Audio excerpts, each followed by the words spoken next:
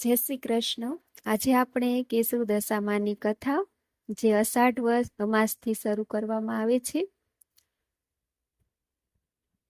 જો તમને આ વિડીયો પસંદ આવે તો સબસ્ક્રાઇબ કરવાનું ભૂલતા નહીં, જેથી આગળના વિડીયો તમને મળી રહે. દશામાની કથા, વ્રતની વિધિ. દશામાનું વ્રત અમાસ વદ અમાસથી શરૂ કરવામાં આવે છે. આ વ્રત કરનારે સવારે વહેલા ઉઠી નાઈ ધોઈને દીવો અગરબત્તી કરીને દશામાની વ્રત કથા સાંભળવી. 10 દિવસ સુધી નકોડા ઉપવાસ કરવા, માટીની સાંઢણી બનાવી તેનું પૂજન કરવું અને 10મે દિવસે એ સાંઢણીને નદીમાં પધરાવી. 5 વર્ષ પૂરા થઈ વ્રતનું ઉજવણું કરવું. વ્રત કરનારે યથાશક્તિ સોના, રૂપા અને પંચધાતુની સાંઢણી બનાવી યોગ્ય બ્રાહ્મણને દાન આપવી.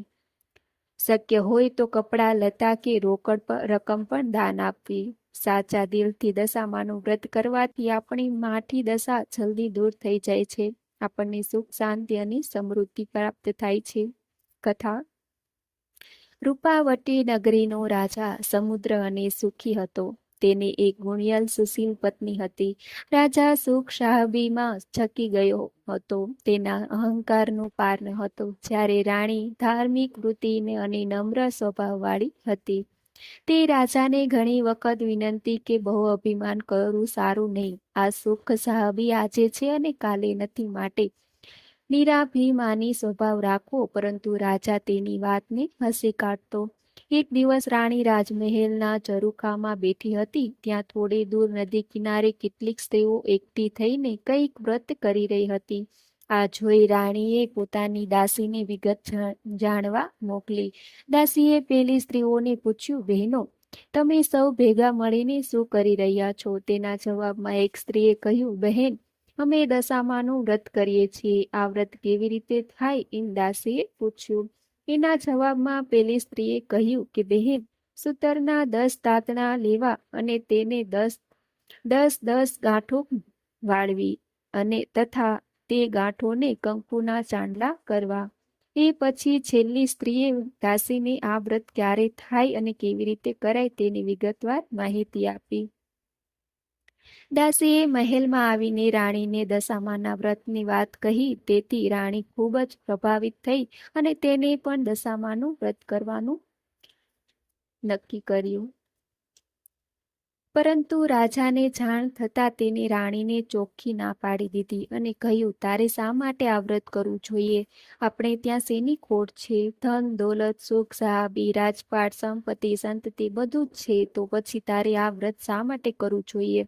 રાજાના આવા અહંકાર ભર્યા વચન સાંભળીને રાણી નારાજ થઈ ગઈ. તેને રાજાને સમજાવવાની ઘણી કોશિશ કરી, પણ તે એકનો બેય ન થયો. રાજાને આવેલો આટલો અહંકાર અને પોતાનું મહેલમાં થયેલું અપમાન જોઈ દશામાં કોપાયમાન થયા. બીજે જ દિવસે અચાનક પડોશી રાજ્યનો રાજા લશ્કર લઈ આ રાજ્ય પર ચઢી આવ્યો. રાજા રાણી તથા કુંવરને રાતોરાત પોતાની રાજ્ય છોડીને જીવ લઈને ભાગી જવું પડ્યું. રાણીએ આ દશામાનો કોપ છે તેમ સમજી પણ રાજાની આંખ ઉઘડી નહીં. ત્યારબાદ રાજા રાણી પોતાના 2 કુંવરો સાથે ચાલતા ચાલતા એક વાડીમાં જઈ ચડ્યા. ત્યાં તેઓ થાક્યા પાક્યા આરામ કરવાની તૈયારી કરતા હતા. ત્યાં જ વાડીમાં બધા જ ફૂલો સુકાઈ ગયા. આ જોઈ માળીએ વિચાર્યું કે આ લોકોના પગલાં બહુ ખરાબ છે. તેમના આવવાથી જ મારી વાડીના ફૂલો સુકાઈ ગયા છે. આથી તેણે રાજા રાણી અને કુંવરોને અપમાનજનક વેણ સંભળાવી વાડીમાંથી બહાર કાઢી મૂક્યા.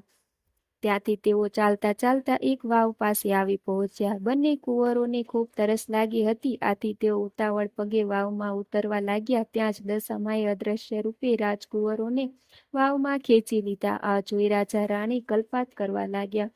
હવે રાજાને મનમાં થયું કે માનો ન માનો આ દશામાનો પ્રતાપ છે.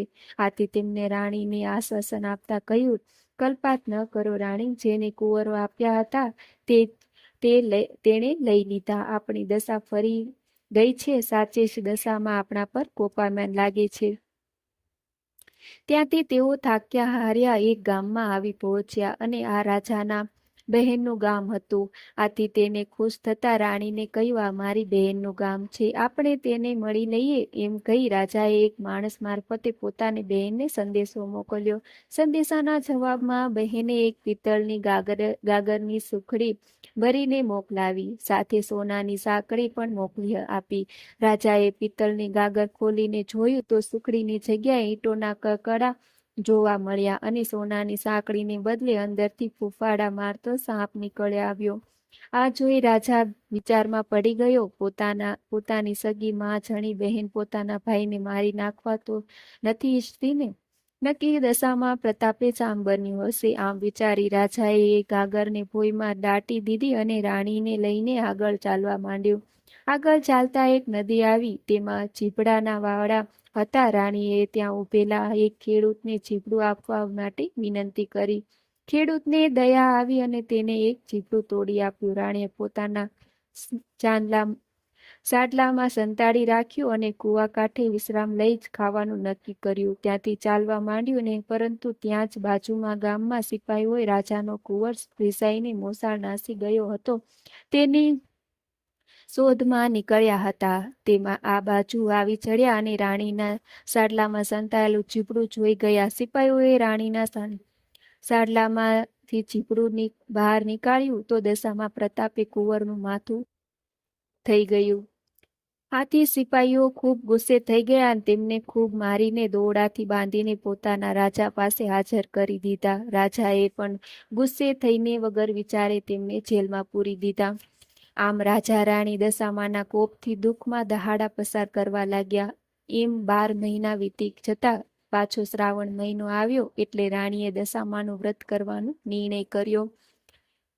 તેણે 10 દિવસ સુધી નકોડો ઉપવાસ કર્યો અને આર્ધ સ્વરે માની સ્તુતિ કરી. રાણીની ભક્તિ જોઈ દશામાં તેના પર પ્રસન્ન થયા અને પેલા રાજાને સ્વપ્નમાં આવી કહ્યું, હે રાજન, પેલા નિર્દોષ દંપતીને તું સવારે છોડી મૂકજે. તારો કુંવર સવારના પાછો આવી જશે. સવારે રાજાએ ઉઠીને જોયું તો કુંવર હેમ ખેમ પાછો આવી ગયો હતો. આથી રાજાએ જાતે જઈને પેલા રાજા રાણીને કેદમાંથી મુક્ત કર્યા અને તેમને ખૂબ માનપાન અને પહેરામણી આપીને તેમના ગામ જવા માટે વિદાય કર્યા. રાજા રાણી બહેનના ગામમાં પાદરમાં આવ્યા ત્યાં રાજાએ પેલી ગાગર યાદ આવી.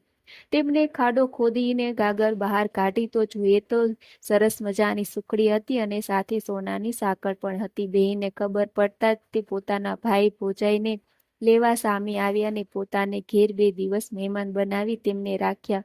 ત્રીજા દિવસે તેઓ ચાલતા ચાલતા પેલી વાવ પાસે આવી પહોંચ્યા. ત્યાં દશામાં વૃદ્ધાનું રૂપ ધારણ કરી બંને કુંવરોને લઈને ઊભા હતા. તેમને રાજા રાણીએ બંને કુંવરો સોંપી દીધા. રાજા રાણીએ તેમને પૂછ્યું કે તેમને આ કુંવરો ક્યાંથી મળ્યા.